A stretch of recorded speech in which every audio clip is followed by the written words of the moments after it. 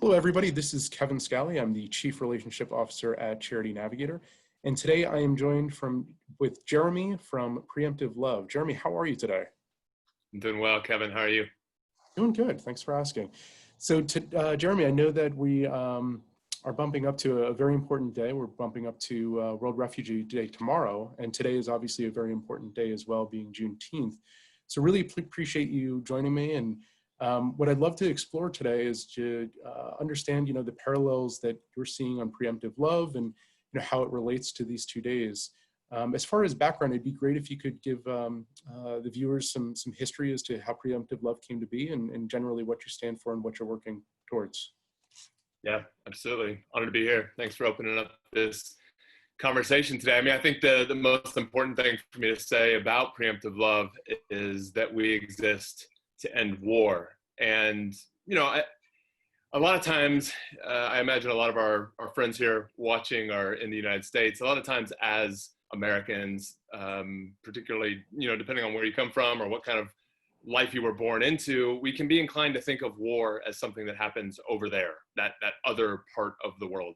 Yeah. Many of us grew up watching wars be perpetrated in our name and saw our friends and cousins and brothers go off to war in places like Iraq and Afghanistan. Obviously, we have a pretty good global awareness of the war in Syria and what's happened.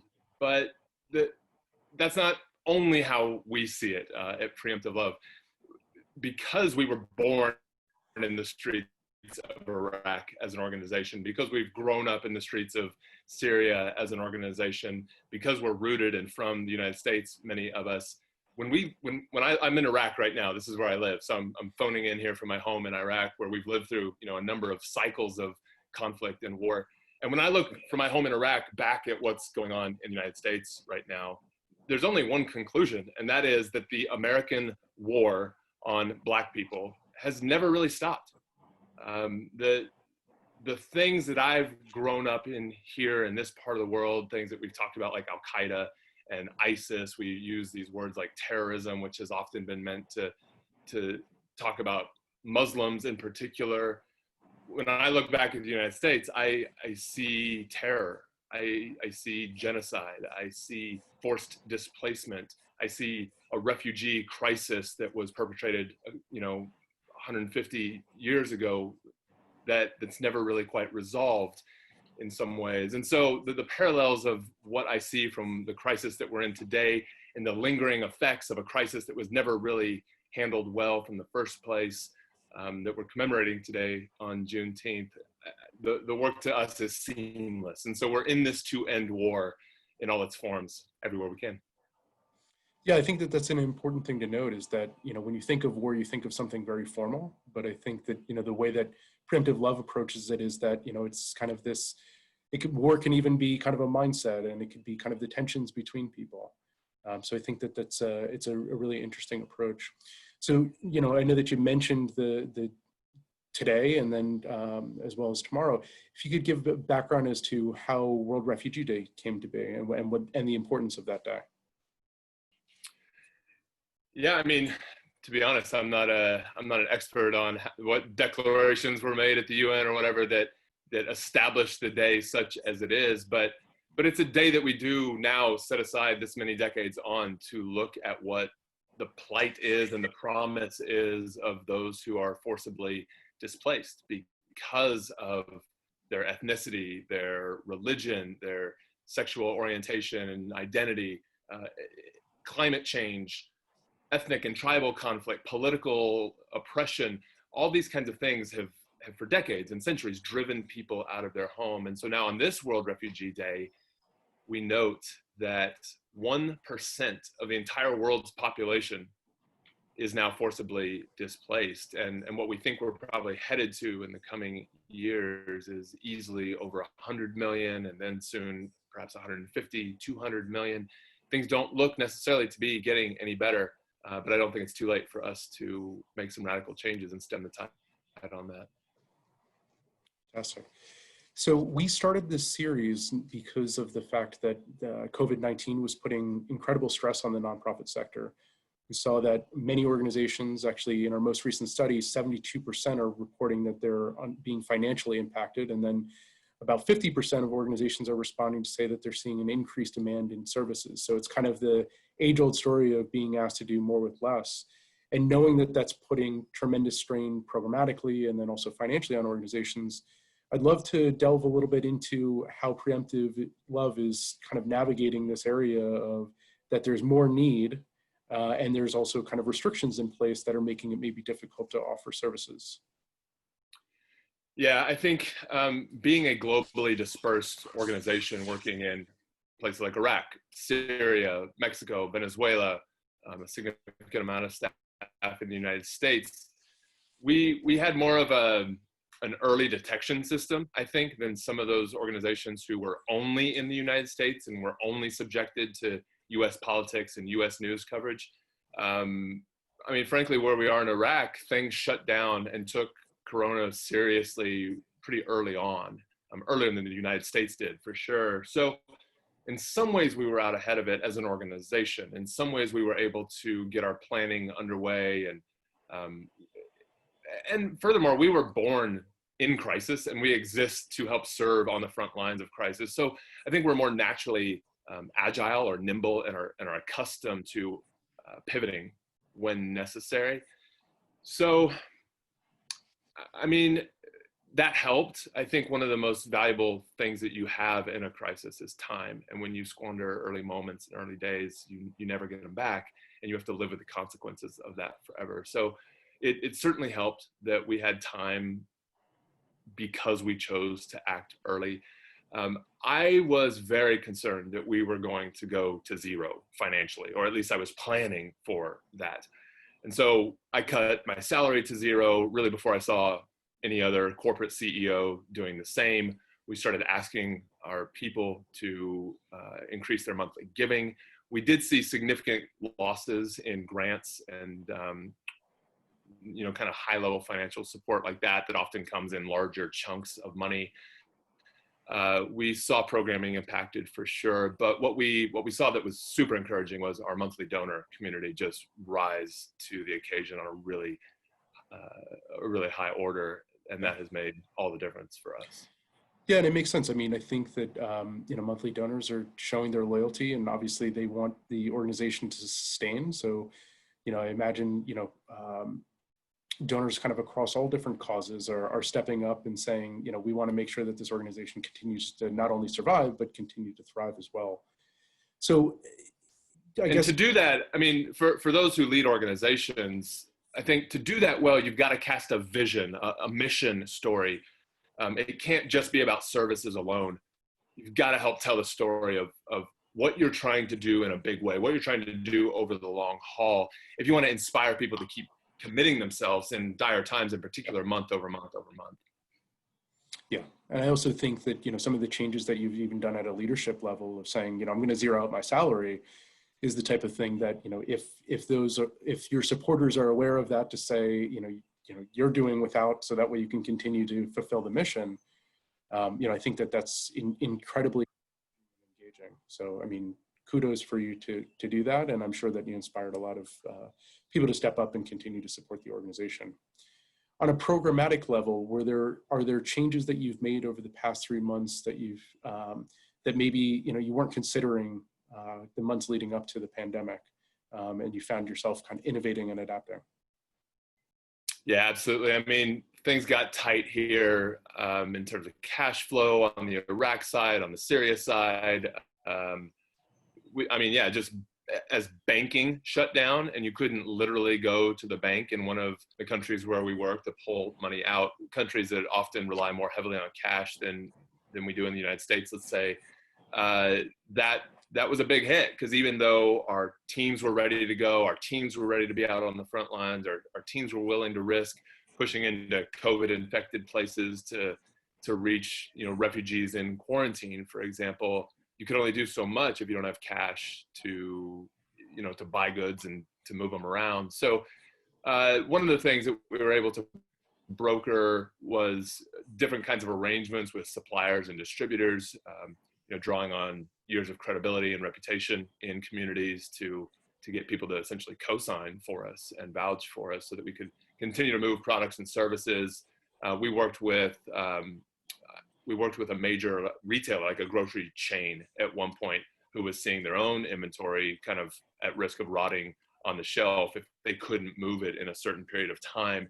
And we were able to, have discussion with them about getting it off their hands in time, long before it expired, but then moving it to people in need. So, I mean, we just tried to stay nimble and creative, and ended up, we saw our team pool their own money. We saw our team, empty their pockets to make sure that we had the short-term resources that we needed in the midst of a extended bank shutdown, extended bank holiday.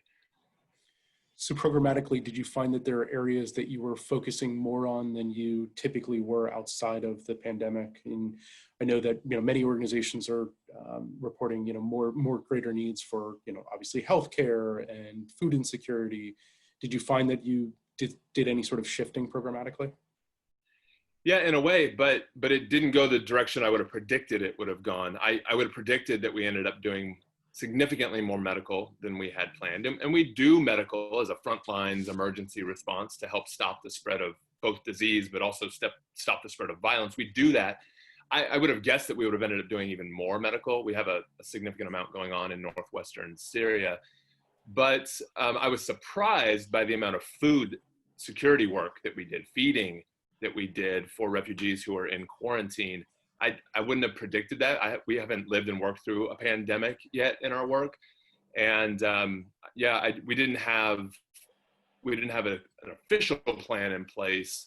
And we actually had a hard time convincing grant makers that food was COVID. That was COVID related. That was the unexpected and disappointing, quite frankly, disappointing response from grant makers across the board, was that somehow the only thing that mattered was if you could get a clear win on a checkbox called medical, because COVID was seen as a medical thing, but the knock-on effects of people starving as a secondary effect of COVID were largely unfunded, and we had to rely on, again, private, individual, and monthly donors for that.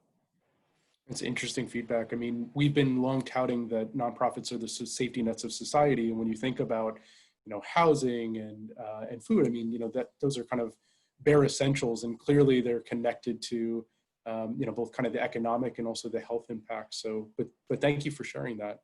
In our case, I mean, you're looking at refugee camps where we work that often a lot of big aid organizations pulled out of altogether for various protocols and insurance policies and whatever else. They couldn't go in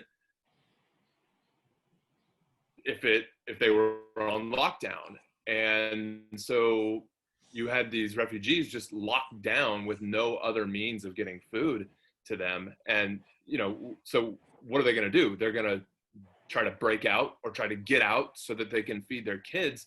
And then you end up just perpetuating the effects of spread anyway. So now you got both hunger, starvation, a sense of isolation and marginalization, and then you still got the medical effects going on just the same. So sorry, I kind of hijacked that one back, but I just wanted to cast that vision of like how doubly and triply vulnerable our displaced friends are, and how incumbent it is on us to. You asked about innovations. This should not be an innovation, but I would dare say that one of our best innovations is listening. Like it's old school, but it's also somehow very nouveau that you would listen and be on the front lines with people who are most affected and let them tell you what they need, and then comport your entire organization to serve their needs, not to serve your agenda. Oh, absolutely. No, and I think that that's kind of the whole point of adaptability, right? Is that, if you're just doing what you have previously done and you're not taking feedback and listening, you're never going to adapt. So I think it's a core component, but it's kind of interesting to hear you say that, that's kind of an innovation that you all are doing that maybe others aren't doing, that they're kind of staying the path. As you look in the next, 3 months, and certainly we're going to continue to feel the economic impact and, may even grow, what are some of the concerns that Preemptive Love has? Well, there's many. I think because we're a dispersed leadership model living all over the world and very much embedded in the front lines of conflicts with the people that we serve, we started recognizing a long time ago that, number one, the refugee crisis this and forced displacement is not going to likely get much better anytime soon. If anything, the acceleration of climate change and the rise of populism and things like that are likely to increase it, at least in the near term. So we started asking ourselves what we could do to stabilize economies, to provide income for people who are on the run for their lives. We had been, like many organizations, we had various kinds of handmade income projects going on, whether it was a sandwich shop or soap making or candle making or basket weaving, and all that's great and really helps individual families at a time. But there's no amount of soap making that we can do that's going to scale to the moment to reach 100 million displaced people. So we started asking a number of years ago, what can we do to just totally revolutionize the way refugees work? And so we've been working on that for a number of years now. And our basic thesis statement is every refugee either has or could rather easily have and get access to a cell phone. So what can we do to ensure that refugees can earn money on the run with nothing but a cell phone? And so we have a SaaS platform, a software platform that we've been working on, that we have refugees now working on earning the equivalent of a monthly income with nothing but their cell phone. They're working on the run, they're working in displacement from a tent. And I mean, as we look forward, you look in the pandemic, where it really helped us all get a sense for how vulnerable our work is and how vulnerable our offices are. I think it served as an amazing proof case for us to say, yeah, I mean, mobile work that you can take with you wherever you go is going to be more important than ever as we go forward. And so now what I'm concerned about is just that we can scale it and that we can get there in time to kind of a network balance where we've got the clientele who needs the work on the platform and then the refugee workforce all over the world so that we can really employ millions and millions of refugees on the platform before it's too late. So Jeremy, to explore that a little bit, what are some of the jobs or tasks that are being done kind of in this mobile environment? And is there skills training that kind of backs that up? Or if you can kind of give some details on that, that would be incredibly helpful. Yeah, those are great questions. So short answer is yes, there's the whole skills and training infrastructure that we build out. And part of our model going forward is trying to build these nodes and these hubs. Venezuela's next, Mexico, East Horn Africa, so that we can train and bring more and more refugees in a trained, skilled way further on to the app. But there are ways to just get onto the app directly as well. And the work that takes place on the app is what you might just broadly call micro work. Broadly speaking, we help tech companies and businesses across all sectors accelerate their machine learning efforts. So most of us would be familiar with using our web browser, getting interrupted while we're trying to get to a web page, and Google serves up this image to us and says, click all the boxes that have a crosswalk in it or have a car in it. What we are doing in that moment is not just unlocking a key so that we can get through the security door. We're actually training machine learning algorithms with our human brains and our human awareness of the world around us and our visual ability to identify things. We are loaning our brain and our humanity to Google so that we can train an algorithm. And as the algorithm and the machines get smarter and smarter, they learn from us and will never need to ask us that question ever again. Now, that simple example I used is now kind of in our rearview mirror, and there's increasingly complex, difficult things that the machines are trying to learn, and we're helping assist in that. But what Google can't do very easily is lay hold of a millions and millions and millions person workforce at scale who's trained, vetted, with kind of fail safes and second and third order verification processes so that they get the data and the information they need to upgrade those kinds of systems. And so we live at that intersection of human work and machine learning to help kind of accelerate the age of automation and artificial intelligence. Meanwhile, revolutionizing the way refugees work, allowing them to earn income on the run with nothing but a smartphone.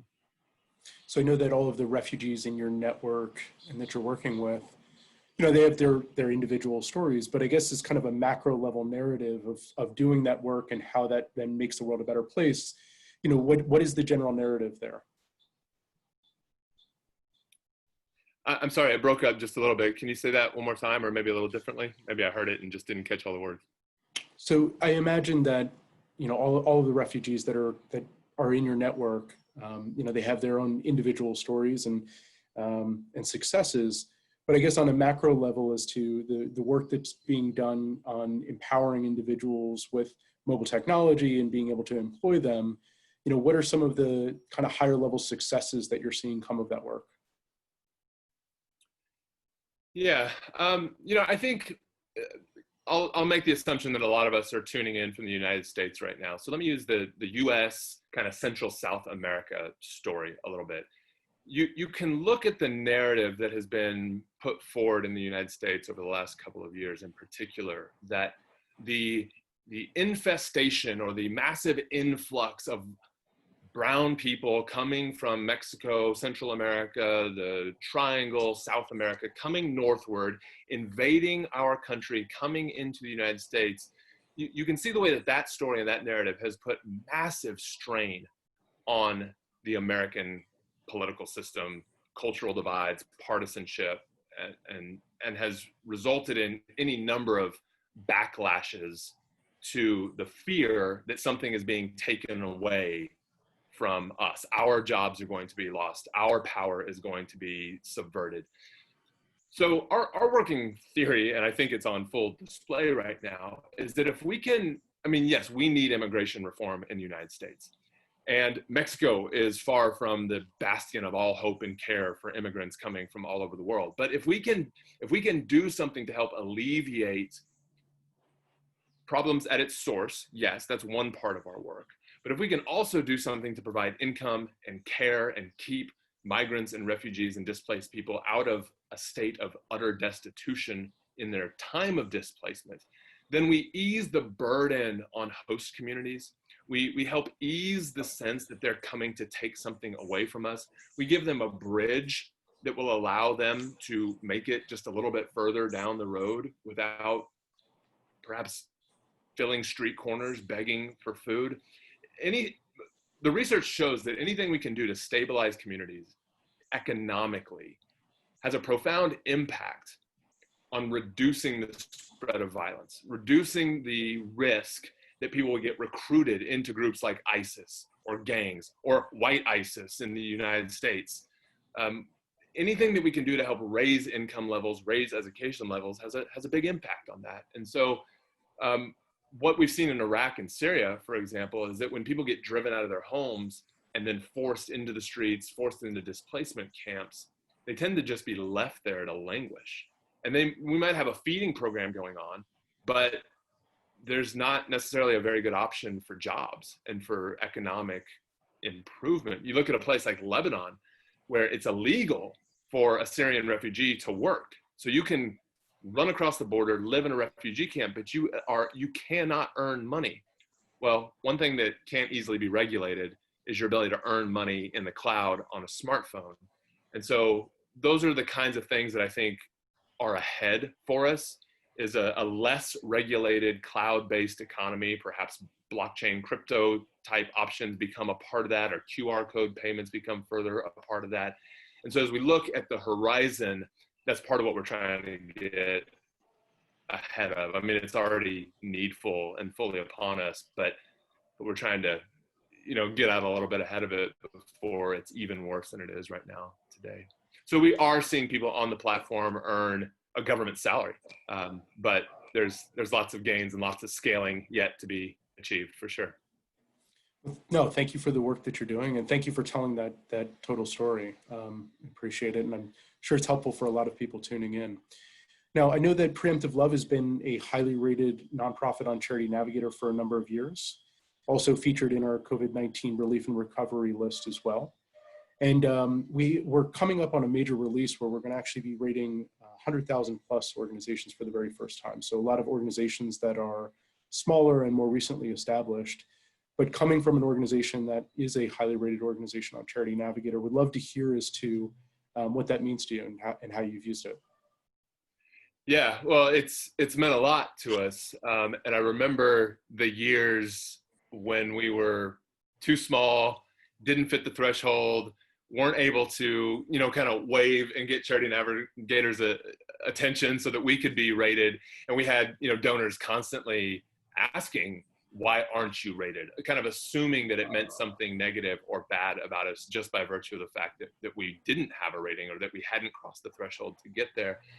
And since we did cross that threshold, and since we've been on the list of like fastest growing nonprofits over the last 3 years, and since we were rated a top rated COVID responder, and that was heralded by the New York Times and President Obama and things like that, it has made a big difference. People obviously rely a lot on vetting organizations, watchdog organizations like yours, to help provide a heuristic to make sense of all the options and the confusion and noise that they have out there to give. So I think it's an important service. I'd be remiss if I didn't say that on behalf of the industry, I have serious concerns about ratio spend financial kind of analysis. And I think we as an industry have a lot to do to help improve business literacy and how we think about finances and overheads and what it takes to successfully invest in the marketing and the sales and the scaling and the emotional and healthy well-being of your team. And the notion that somehow that doesn't count as program, I think is very antiquated. And I'm appreciative of the advances that you've made in recent years. I think we may have just entered a difficult new season that even further strains that algorithm when finances have taken such a beating and needs have gone so high. The notion of what is a good ratio and a programmatic spend, I think, needs to be further reviewed across all of philanthropy. One way I could save money right now is just lay off a bunch of people. But how would that be helpful for anyone? If I felt like I was, chained to that algorithm, I would have to consider that. But we just chose a long time ago that we weren't going to live that way. We were going to chart our own path. We were going to choose to use the tools of startup and business and choose to work with philanthropy and donors who got that and embraced that. So I think Charity Navigator is a system. I think the rating, I think the chance to have transparency, I think it's hugely important. And I want to be a part of just championing that and encouraging more people to use the tool, and also playing my part to just raise my voice and say, I think financial literacy and business literacy is a crucial part of us as a sector improving and growing going forward. Absolutely, and that's actually our focus moving forward too, is that we know that there are many areas of nonprofit effectiveness that aren't currently evaluated by Charity Navigator. So when you're looking at finances, certainly it's putting strain on nonprofits, especially during a time like now where finances are basically a bit of a mess, and you do have to make sure that you're taking care of your people. So we've been very forthcoming with nonprofits to say, once we actually have the data, and we are doing pulse checks along the way of checking in with nonprofits to see how they're impacted, and to be sure that we're treating them fairly as far as how they're evaluated. So that's on the financial side, but then also evolving our methodology and criteria to look at other areas of nonprofit effectiveness. So we're right on the verge of launching this new system, like I had mentioned, with 100,000 rated nonprofits, but it's also being made in this experimental framework where we can start looking at other areas. So some of the areas that we're looking at is leadership and adaptability. We're also going to be looking at what does their people and culture look like, and then kind of the holy grail of nonprofit evaluations of looking at impact and performance data. So moving the conversation of less of, where does my money go and how is it spent on kind of a pie chart, but more looking at, well, if I make a donation to this organization, what is the overall impact? What is that organization actually doing to make the world a better place, which is clearly something that we need a whole lot more of, and something that, your organization, outside of the lens of just finances and accountability, is doing a whole lot of work, and we want to make sure that we're recognizing, and then also giving nonprofits the ability to tell that story to users of Charity Navigator and their own donors and prospective donors as well. So I think you'll be happy to see things progress. I love that you're adding, and I love that you're adding a kind of people and culture dynamic in there too. I think that's awesome. Yeah, because you could think about, we've gone to our board and have said, what are some of the areas of things that, you evaluate when you look at a nonprofit? And one of the major things that came up was reputation. You know, you can be a good organization financially, but depending on, you know, the type of organization you are and the work that you're doing, is that, you know, that obviously informs if something aligns with your passions and interests or not. So it's obviously a very valuable factor of a true evaluation of a nonprofit. And I think in the spirit of Juneteenth and what we're commemorating here today, I mean, ostensibly a day to talk about freedom, to remember freedom, to celebrate freedom, and yet we must absolutely acknowledge we're not all equally free. I mean, freedom is not yet fully realized yet. And so I just wonder if you have some tool or plans to further pull back the curtain and kind of set a bar and a challenge as it relates to diversity, equity, inclusion on the site and the future metrics that are coming. Very much so. So that is actually one of the core components that would factor into people and culture. It's very much a longer tail plan, is that we're going to be doing this initial reach come July, and then building upon that, and also making sure that, you know, we're involving the right experts to actually get a true picture of each of those areas. And that, you know, Charity Navigator has become this expert on the financial side, but we do need to engage with nonprofits and for-profit leaders as well, and then just kind of general experts on ratings to make sure that we're formulating those underlying indicators and building them with the right metrics underneath to get that correct picture of each of those areas that we're going to be exploring. So absolutely, you know, an area that, you know, I think we all need to evolve in, but certainly from evaluating nonprofits is an area that we need to grow into as well. Well, the work ahead for you must be complex. I mean, in the nonprofit space in particular, once you start considering, you know, decidedly political or single issue groups, religious groups, it must be so difficult to figure out how to fairly and clearly represent that across the board. But I'm so thrilled to hear that you're going after it. Absolutely, and thank you for your interest. Well, I want to give you an opportunity, knowing that tomorrow is a big day for you all, and you know, if people want to get involved with Preemptive Love, what's the best way to do so? Yeah, we'd love for you to check us out at preemptivelove.org. All the social sites, Preemptive Love. That's a little hard to spell, so if it trips you up, just go to loveanyway.com. We also talk a lot about our need to press into pain, go into hard places, and love anyway. And so loveanyway.com, you can find more resources there, including a 30-minute documentary, book, other things like that. Loveanyway.com. Our name is Preemptive Love Coalition. Honored to be with you. Thanks. Fantastic. Well, thank you so much, Jeremy. Really appreciate your time today, and enjoy your weekend. All right. Peace. Take care.